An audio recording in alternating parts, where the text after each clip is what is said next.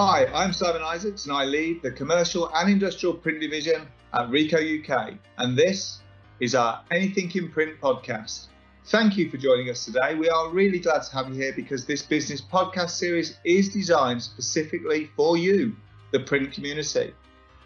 This show is about bringing you the latest advice, tips and strategies from our network of experts within the print and related industries like marketing, business and finance. It's all about knowledge sharing to help you and your organisations reach your purpose and fulfil your business goals.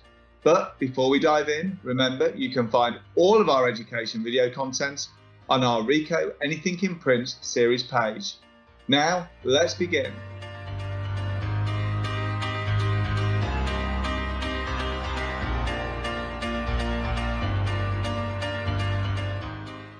Some analysts say that the only relevant trend in print and the print industry is digital transformation. And for years, there's been much talk about the power and impact of this disruption. And it isn't just within the print industry. You know, it's wrong to believe that printing will no longer take place due to this digital communications being the absolute priority. More is printed, faster, more individual, more targeted, and more demand orientated. Print is not dead, that is for sure, but that doesn't mean that us, the print industry, as we know it today, can survive without changing. Print service providers are absolutely no strangers to transformation, and with a long history of reinvention and overcoming adversities, they have had to adapt to this new digital reality, where much of the spend is in electronic marketing and communications, Google Ads, and all this other good stuff we hear about. So there is an important mind shift taking place here, where print used to be the means of communication. The industry now comes to terms with the fact that it's just a means of communication, not inherently worse, although sometimes it's thought of, or better than the rest. But it is unfortunately, as I've just mentioned, the bottom of the pile for investment and in terms of perception on its price and efficacy. So we've got to do something about it, and capitalising on this shift implies that print service providers need to be able to satisfy a broader range of their clients' communication needs, including, but not limited to, printing. With all that in mind, I'm pleased to welcome Matt Irish from Objective Loom to the podcast, a Ricoh partner that creates and provides tools that help us, to help you, move to digital or to maximise digital transformation opportunities and ultimately secure more work from your clients. Matt, welcome and good to have you here. Hey, thanks for having me on. Thanks a lot. No problem. Let's start with telling our listeners a bit about yourself, OL, and what impact you're seeing your solutions have on print service providers and the brands they support. Sure. So Objective Loom, it's actually our 25th anniversary this year. So happy birthday to us. We've been around for 25 years and I've been Objective Loom now for 16 of those. So quite a long time. And before that, I was at a company called Icon, which became obviously Ricoh at some point. So I've been in the industry a while and done quite a few of these bits and pieces. So yeah, we know each other very well. So where Objective Loom sits in the world is we help with what you might call variable data, but actually it's a bit more complex than that. So there's two elements to what we do. It's document composition, and we do document composition from any data source. And then we do automation of that document we've just composed. So from a PSP's point of view, that might be a simple mail merge, or it might be something as complex as a transactional document like an invoice or something like that. So we can do all of those things along the way. And what we've seen really in the marketplace over the last kind of 6 to 12 months is two things. First of all, you've got the Brexit thing going on, which has seen an increase in people wanting to automate how they produce their documents because there's more regulation around those processes. But also the kind of COVID and the pandemic means that people, again, want to think about automation. They want to think about, well, if my people are at home, how do I do something? How do I move that document from here to here to here? How do I print it? How do I get it? So again, people coming to us and asking us to help them solve some of those challenges that the hybrid working thing is having as part of that process. So we've seen quite an interesting kind of jump in kind of interest in what we do for those two reasons.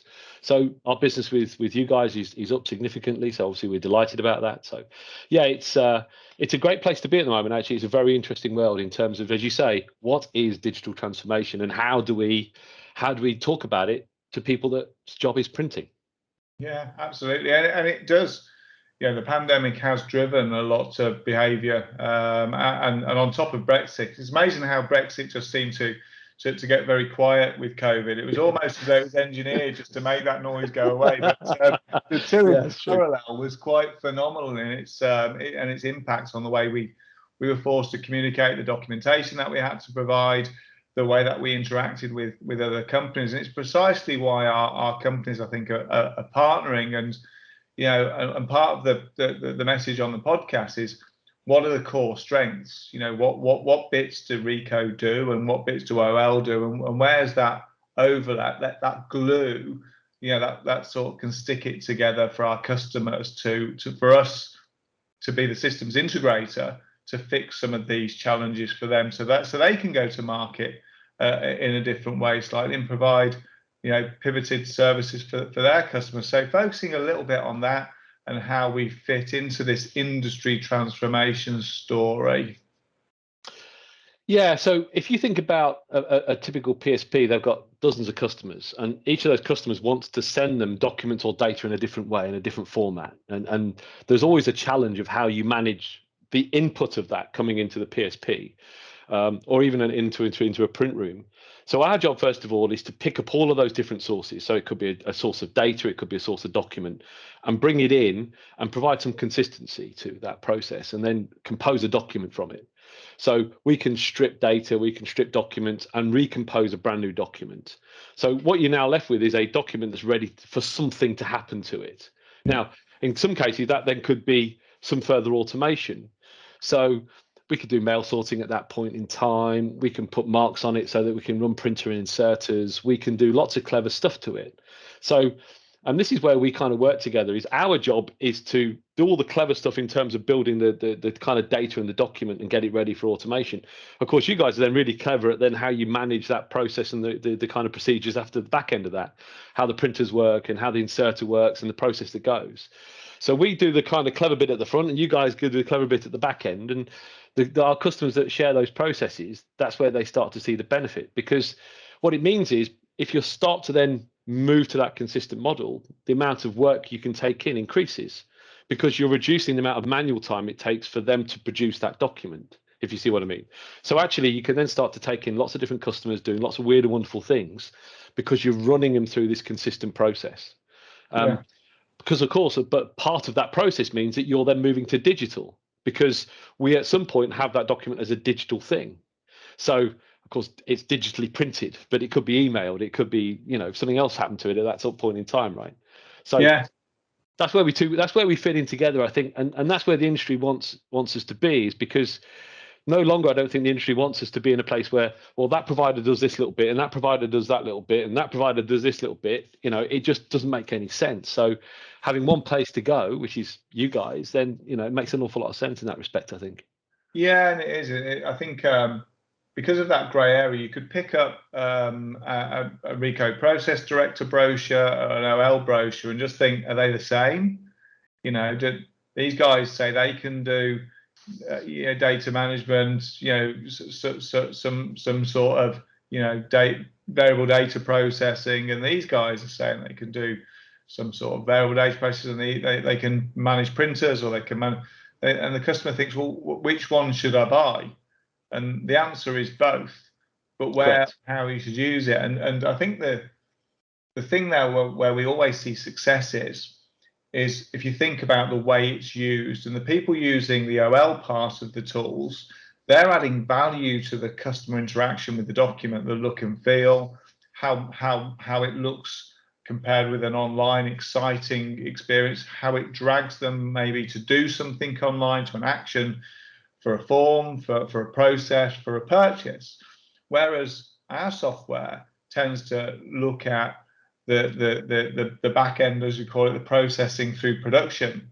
So you don't want these people that are thinking about customer experience to then be phoned every 10 minutes by production to say, can you move the mark, because I want to change it from a Pitney Bowes finishing to an IBIS finishing solution, or I want to move it from this kind of printer to that kind of printer today because the volumes are smaller. That sort of defeats the purpose of where you're paying these people. So I think if we can, and in working together with clients, we focus them on an architecture that says, okay, here's where you can get your people, exciting your customers in how they can interact. The other bit of the solution, the customer doesn't care about really. It's just your efficiency and of getting this product out. That just makes you competitive, efficient, and make sure you know that what's meant to have gone out has gone out the door. So I think that's one of the real benefits of the partnerships. It gets rid of some of that grey area. It does, and it cleans up a lot of those processes, which you may have people manually doing at the moment. It cleans that up. But I also think it's about the personalization. And I think people think of personalization as being putting the right name on the document, right? You know, the old direct smile stuff where you had your name in the snow on the front of the car. You know, people think that's personalization. Well, it is to a point. So part of our personalization is to make sure that all the information on the page is correct to that person and, you know, has all the right stuff in it. But personalization is also about the delivery. You know, how does that person want to receive it? And people still want to receive print. And we're seeing lots of stuff going on at the moment where people are actually getting a bit bored with the digital stuff. You know, everybody gets hundreds of emails and spams and stuff. Even though there's GDPR, you know, I still get spammed on the email, right? I think we all do. So, yeah. You know, so people are now saying, well, let's go back to some of the print stuff, because people, at least when they open an envelope in their door, they at least read it. They at least look at what it is. Yeah. So personalization is about not only the actual what the content on the page, but its delivery. So we can personalize a document so that you receive it in your email and it's lovely and interactive, and or we could send it as EDI, or we could put it into a web portal. So we can do all of those things. But actually, the digital transformation journey starts, and the personalization journey starts actually in print. Because if you're trying to move somebody from a document to something that's electronic in one big step, sometimes that's really difficult. So actually understanding and being in control of the print first is a much easier place to start a personalization and digital transformation journey, because you can control it far better at that point. And that's our advice, and your advice to lots of people is to say, look, let's start with the print. Let's get the print working. And then it's easier then to make the progression on through personalization and digital transformation from that point in time. And that's, I think, where the PSPs get their advantage. It is, and it's a service they can provide, because they need to be going to their customers who are in control of that end client experience. Whether they outsource it to a PSP or not, it's still, you know, they are accountable to their shareholders and for their experience, the customer experience with their organization. And those customers are looking to see how they can get greater control over the communication. And also, they're starting to think, well, how effective is it? So I've turned print off, but my cash flow has just gone through the floor. The time to pay has gone through, has started to drop off. My cross sell has started to, you know, why is that? And you think, well, you need to measure not just, do you think it's expensive to send out? Do I have to send it out? But how effective is this communication, and how well does it integrate with my strategy, with other media, with Google ads, with TV advertising, with newspaper advertising, some of the traditional things, but with also with e-messaging, push or pull. And when you start to look at how they measure this, often there's a blank, oh, we don't actually know. And you think, well, if you don't know, do you think that might be an area for improvements? And you can see the light bulb starting to come on. Correct. With these markets. Yeah, no, correct. And actually, we've got a good example of that. We had a customer that moved from print billing straight to email. They one morning they went from one to the other, and they noticed that the cash went down. They found it more difficult to collect because they weren't monitoring who was reading or not reading the emails. So what we implemented for that customer was, we sent the emails out, but we then put all the trackers on it. So we knew if somebody had opened it, somebody had read it, somebody had looked at it. And we built a very simple workflow that said, if somebody doesn't open that email within 2 days, we print it and post it. If somebody deletes it, we print it and post it. If somebody doesn't interact, we print it and post it. So print became the backup. So after 6 months later, the cash went back to their normal place. But actually, the level of print against email had kind of jigged itself back out again, right? Because, yeah, as you say, people see an email and they go, I've no idea what that is, delete. So fine, we'll send you the print version. So we've got an example of that actually happening, and so therefore you have to be in control of all those pieces. People think it's an old-fashioned thing. If I send you an email, you're going to read it. Yeah. Well, yeah, not sure. I know, I know. And this is why the regulator, if it's any kinds of financial services, or if it can considered to be some sort of loan, or anything with retailers when they're offering any sort of type of credit against spreading a purchase, which is very prevalent nowadays, you have to prove that that customer has got the communication. Yeah. And it's funny that sending it through the post, there is not that flag that comes back that you just mentioned, but the regulator wants to see that you've sent it. And we dealt with another very, very big retailer in the UK that we've got some case studies on as well, with Next Retail, and they turned print off and cash was effective. But what they also did, they had people phoning up for copy statements. So they'd phone the call centre and they'd ask for a copy of their statement, probably for insurance purposes or whatever. And it would take a while for them to turn that around and get it out. So you were fielding a call, you were going back into a batch process, pulling a document from some sort of cold somewhere, and then a week or so later it'd hit the print room and they'd pay for another stamp. So what we did was we said, okay, we'll create a library for you so the customer can self-serve. And they calculated that, let's just say 100,000 customers a year, 10,000 a month or something, ask for this service. So we did an on-demand model based on the number of calls that people were looking for copy statements or accessing the statement in real time. But as soon as it went live, it went through the absolute roof. Yeah. And even though the customer was getting a statement or accessing the data, what they realized was, by allowing them to access online, people would check it just before they made another purchase, because they'd want to know 5 minutes before a purchase how much they owed. Print was affected, but customer sat and customer engagement went up. And then the whole process, they started looking at, with the Royal Mail incentives about innovation on the statement, how they could innovate the statement to start exciting customers maybe to do other things or transform it to get. And it's amazing what comes from a good integrated look at what this life cycle between electronic and paper actually brings to the organization and to the customer. No, I agree. And actually, the Mailmark stuff with the Royal Mail is interesting in there, right? Because we've started to implement the Mailmark in places where we're giving tracking information to the postman.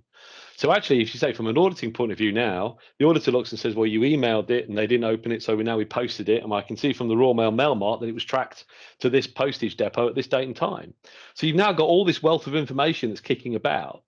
But if you think about that from a PSP point of view, look at the story he can now give to his customer.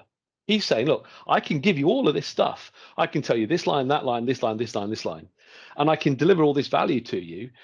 But he hasn't had to change what he does, because he's using my products and your products to deliver that whole package. And he hasn't had to employ 20 people to manage something.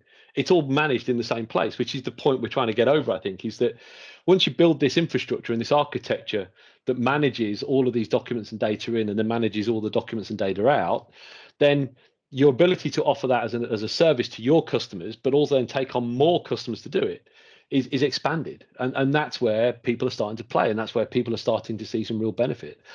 If you then take the pandemic and you take the Brexit stuff and all the challenges that those give us, it's the same thing. It's the same process, and that's where our customers are seeing a lot of success. Yeah, absolutely. And with the pandemic, the engagement with the brand, whoever that brand is that's generating the print, and that, you say a brand, that could be a local government, it could be a council, it could be a utility, it could be a retailer. The engagement when you're sitting around your home office or your dining room table, that's gone. We're not in the high street as often. We're not on the trains. We're not in offices. A lot of that engagement where we were used to getting that physical tone, that's gone. And everyone is now fixed to screens for so much of a part of the day. They're bombarded by So you've got to look at how can I get something physical and tangible to that customer to get my brand at front of mind.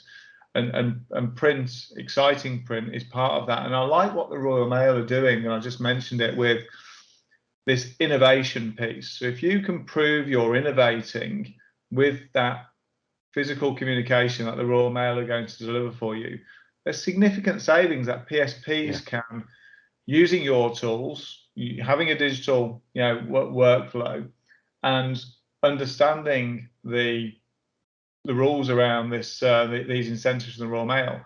They can add in innovation to their clients, to their brands, and reduce cost. Yes. Yeah.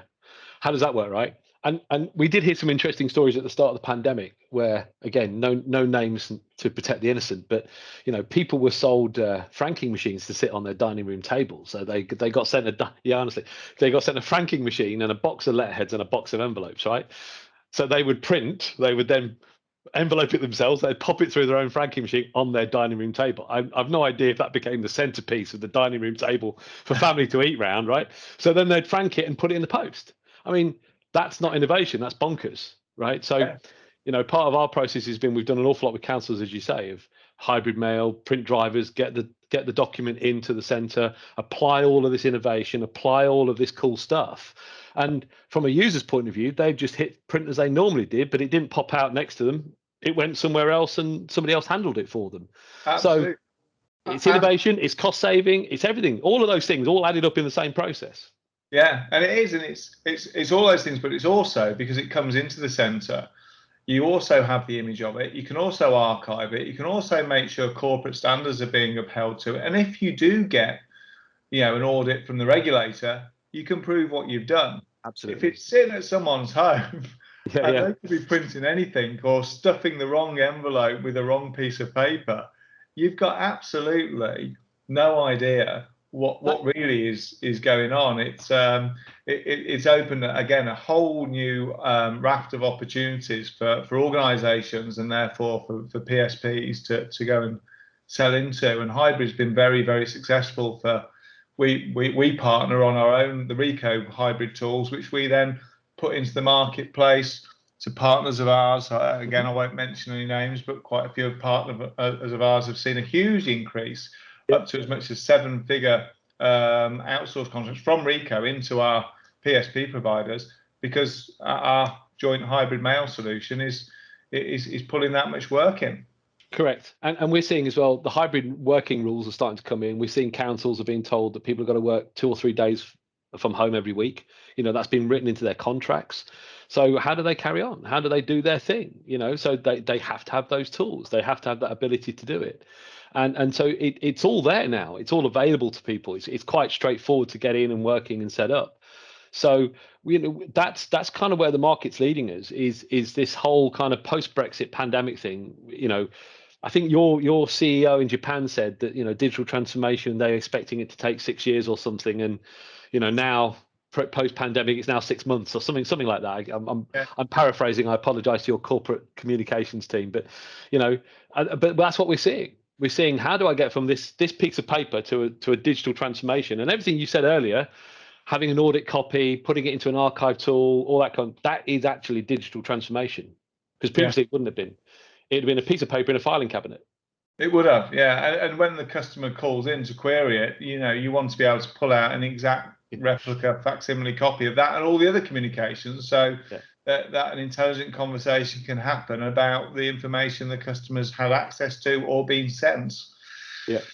So if you were just looking at this greater control over the communication, and linking it to process management to make the execution more effective, coming back, I guess, to the architecture piece, are there any thoughts that you've got or advice you've got around where you've seen best practice? I think I kind of mentioned it a bit earlier. I think the best practice is to start with print and start with a document. Everybody understands what a document is, and everybody understands what the print is. And I think the mistake people make is they try to jump too far down that road. They try to jump too far into digital transformation.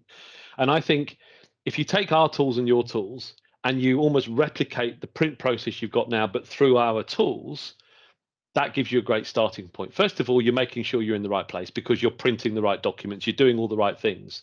But then it becomes very easy then just to start adding little bits onto those processes. And so then, 6, 9, 12, 18 months later down the line, you look at it, actually, hold on a minute, I'm now 20% of this is now going this way and 10% is now going that way. Whereas if you try to do that from the start, you'll fail. So I think, to me, when we talk to people, it's always with, let's start with print. What is your print process now? Let's improve that, but let's still print. And then over time, we can add in and turn tick boxes on to turn it into a digital process, the archiving, the emailing, the whatever, the web portal, whatever you want to do.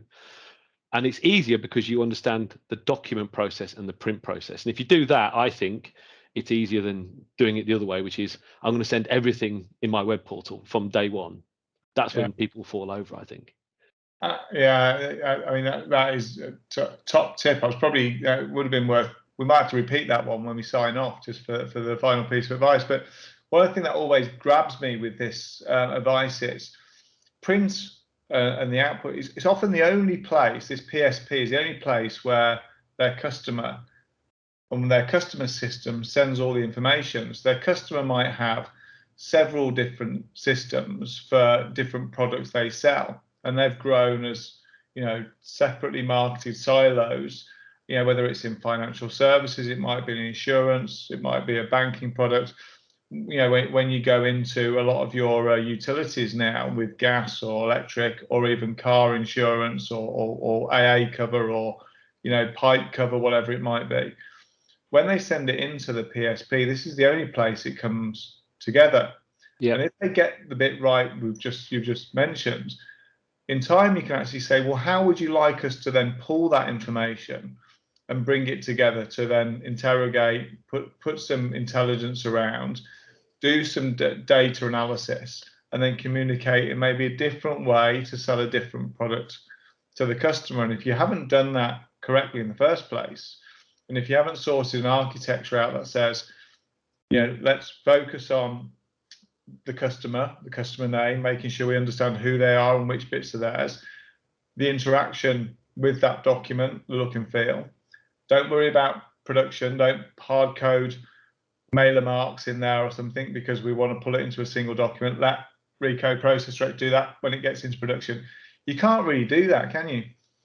No, and actually, I was just thinking about it. If we've been into many PSPs where you walk into a room and they've got 6 printers. So what's that printer? Oh, it's brand A. What's that printer? It's brand B. What's that printer? It's brand C, right? Oh, okay. So why don't we bring all that together and print it into one printer, and then you start to get the benefit of the efficiency savings, as you say. We'll handle all of the making sure the right brand goes on the right document and the right data is put on the right letters. We will handle all of that and then give it to you guys, who then make sure it goes through the print process properly, and you end up in those efficiencies. Now, from your point of view, you've probably lost 6 printers, gone down to one nice big one.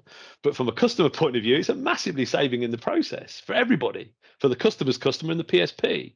And I think you're right. It's the print process. The print process enables you to understand exactly how a customer works, which then allows you to make those changes and make those suggestions. But a print also, as you rightly say, the reason we work with print is because it has all the information. It has the name and address, it has the invoice number, it has the purchase order number, it has the values, blah, blah. It's all there. So we can extract it and use it to drive the automation and the personalization, which is why we always start with print, because just give us the print file, we'll use it and take it. So the print process, again, it's not the sexiest thing in the world anymore. It's part of the world, right? You've got email and all these other things, but actually it's still the process everybody looks to, because it's the thing that generates the document. It's the invoice that you get paid for your cash. If you understand it, you control it, then you can do lots of other clever things with it.